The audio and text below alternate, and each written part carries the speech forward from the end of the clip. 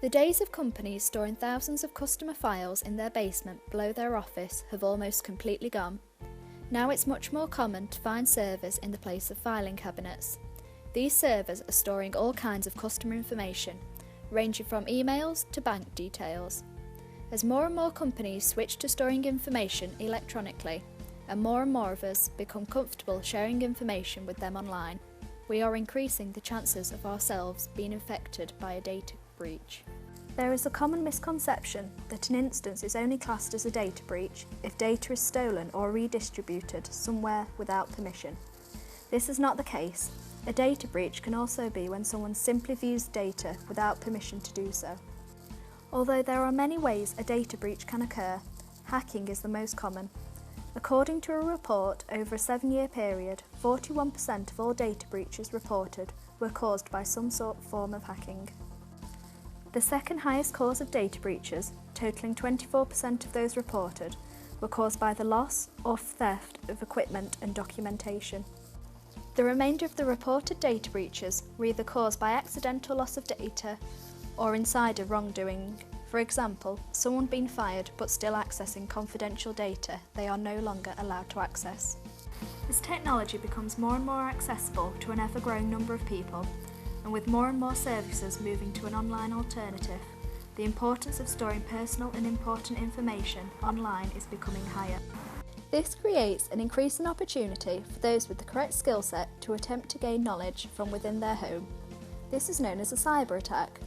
Put simply, a cyber attack is an attempt by hackers to damage or destroy a computer network or system. In Britain alone, more than 120,000 cyber attacks are committed daily. It is thought that 317 million new pieces of malware were created last year, averaging nearly 1 million new threats being released every day.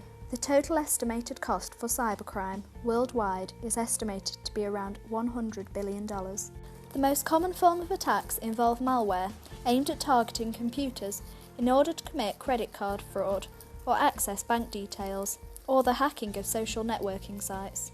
With social media becoming increasingly more popular, more of users' personal data is available online.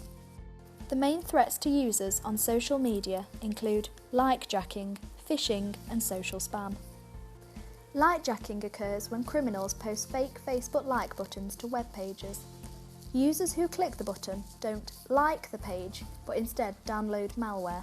Phishing is the attempt to acquire sensitive information such as usernames, passwords and credit card details. Social spam is unwanted spam content created by users. This comes in many forms such as group message, posts, malicious links or insults. Data breaches are a real problem for companies, especially as more and more are occurring. One reason they are a problem is that they have a massive influence on consumer confidence. This confidence directly affects how customers do their business with the companies and ultimately can lead to a drop in sales and revenue for the company. When a company becomes a victim of a data breach, their first reaction is usually to apologise, but this often isn't enough. 67% of victims feel that the company should compensate them with money, products, or with the services they provide. This is a real concern for the companies because depending on the scale of the breach, they could have to spend millions to keep their customers' loyalty.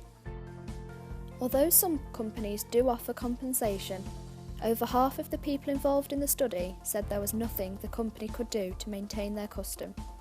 They said that even if they were offered some form of compensation and believed the company's apology to be genuine, it still wouldn't be enough.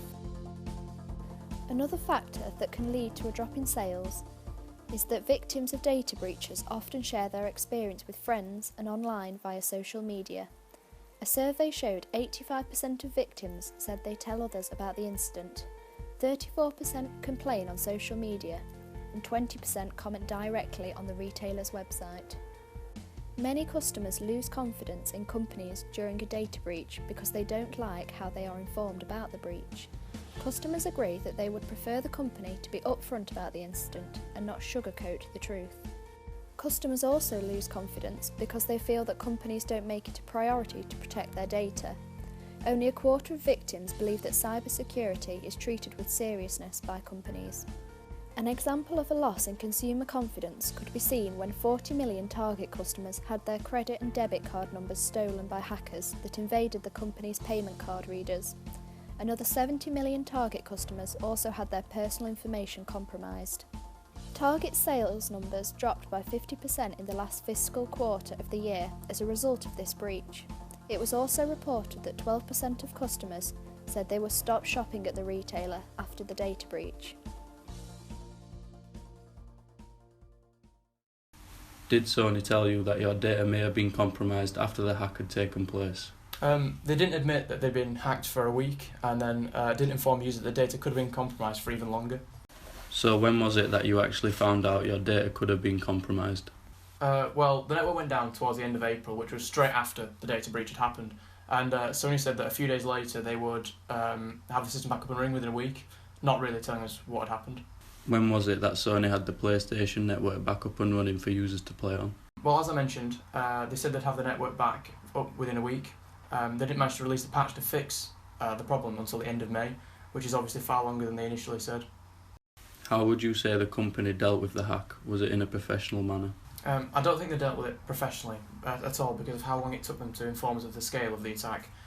Because of this, I then switched over to the Xbox as I felt Sony can't protect my data.